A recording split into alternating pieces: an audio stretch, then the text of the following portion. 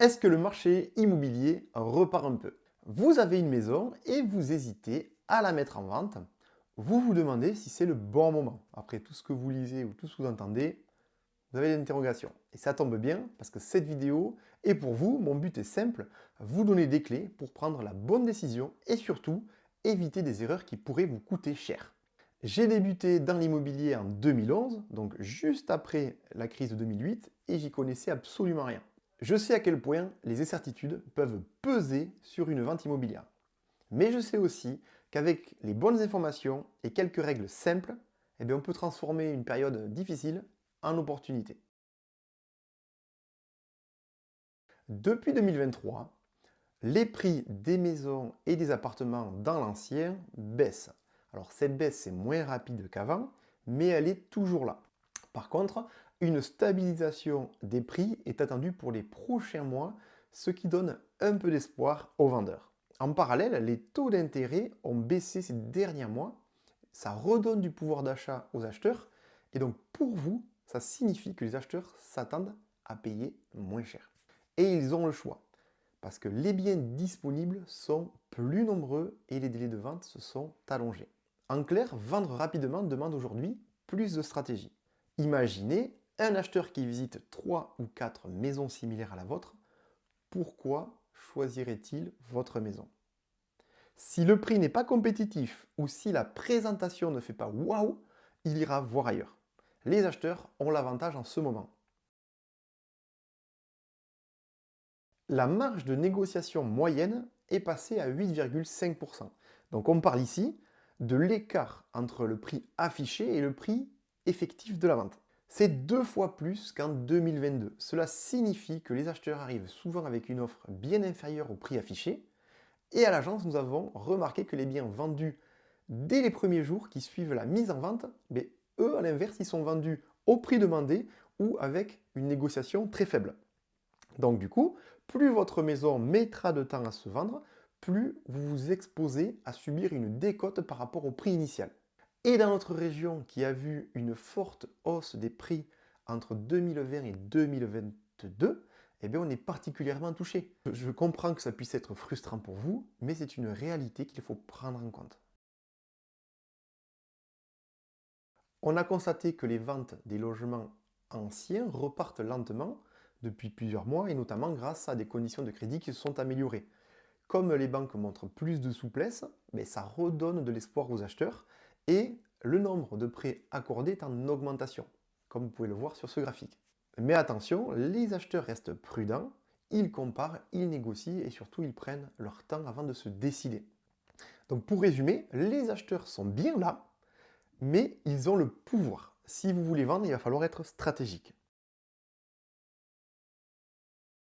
Conseil numéro 1, soyez réaliste sur le prix. La vraie valeur d'un bien est celle qu'un acheteur est prêt à payer. Et je vous le répète, la vraie valeur d'un bien est celle qu'un acheteur est prêt à payer. Vous avez probablement entendu cette phrase et elle est plus vraie que jamais. Fixer le bon prix dès le départ est crucial. Alors attention à ne pas vous laisser biaiser par le biais de confirmation. En gros, c'est vous pourriez être tenté de vous conforter votre décision sur un prix avec des informations non prouvées. Par exemple, si un ami vous dit que votre maison vaut un certain prix et que ce prix vous arrange, cela va influencer votre perception sans que ça repose sur des données réelles. Chaque mardi à l'agence, nous discutons des biens à estimer. Nos avis diffèrent parfois et pourtant, nous nous basons sur des données réelles, les ventes récentes, les tendances locales et des outils d'estimation avancés. Donc en croisant toutes ces informations, on arrive à définir une fourchette de prix juste. Et cela permet d'attirer des acheteurs sérieux et d'éviter que le bien reste des mois sans offre. Aujourd'hui, la négociation fait partie du jeu. Donc si vous vous dites que vous allez gonfler le prix pour pouvoir prévoir une marge, vous risquez de faire fuir les acheteurs. Deux scénarios peuvent alors se produire.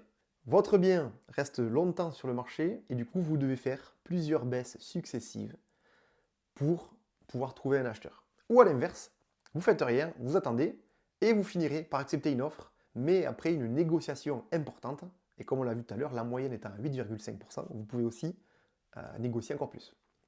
Donc dans les deux cas, vous vendez à un prix qui est bien inférieur à celui que vous espériez. Et d'ailleurs, nous voyons souvent des maisons se vendre bien en dessous de ce que nous avions estimé lors de la mise en vente.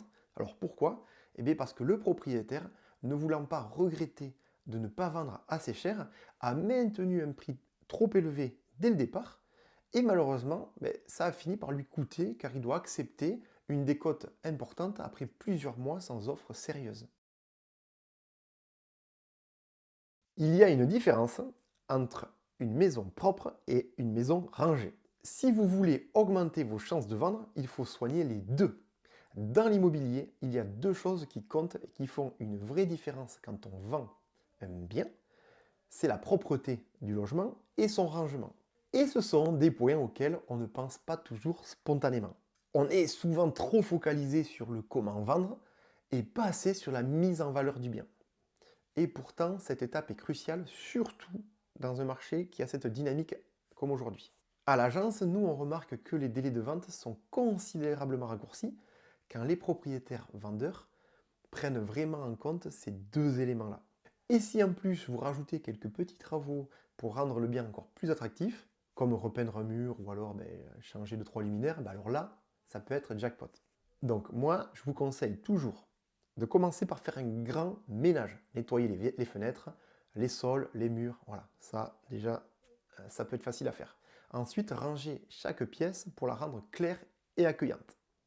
Et si vous pouvez, alors là, effectuer les petits travaux nécessaires, on l'a vu, peinture, petit homestaging, voilà. Ça coûte rien et ça peut rapporter gros. Parce que ces efforts, en fait, peuvent vraiment raccourcir les délais de vente et du coup, vous allez augmenter la valeur perçue de votre bien. Vous l'avez compris, en fait, la pire situation pour un vendeur serait de se retrouver sans acheteur ou face à un seul acheteur. Et comme nous sommes sur un marché où aujourd'hui l'acheteur a du choix, vous risquez de le perdre si vous êtes trop dur sur la négociation, si vous restez fermé. Et du coup, il est impossible de prédire quand et à quel prix sera la prochaine offre que vous allez recevoir. Mais comme je vous l'ai expliqué précédemment, les propriétaires qui vendent vite, eux, ils parviennent à obtenir un prix qui leur convient et sans négocier. Alors vous allez me dire, mais comment je dois faire? Il suffit d'inverser le rapport de force. Vous devez avoir plusieurs acheteurs qui souhaitent acheter votre bien.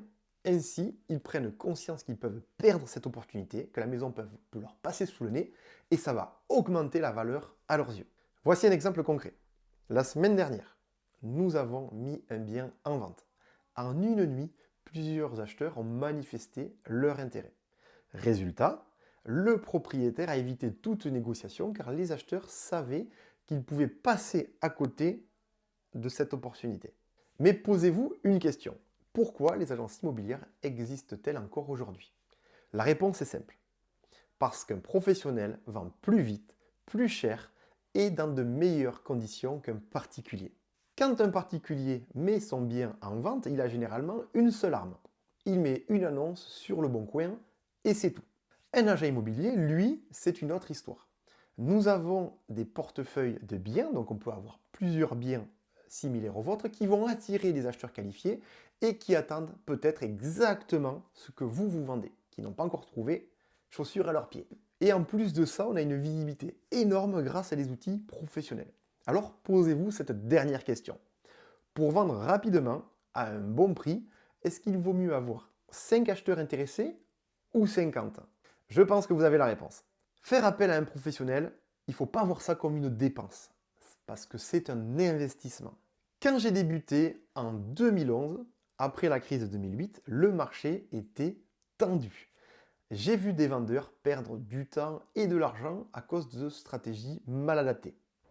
Et aujourd'hui, après des centaines de transactions, je peux vous garantir que chaque situation est unique, mais les bonnes pratiques, elles restent les mêmes.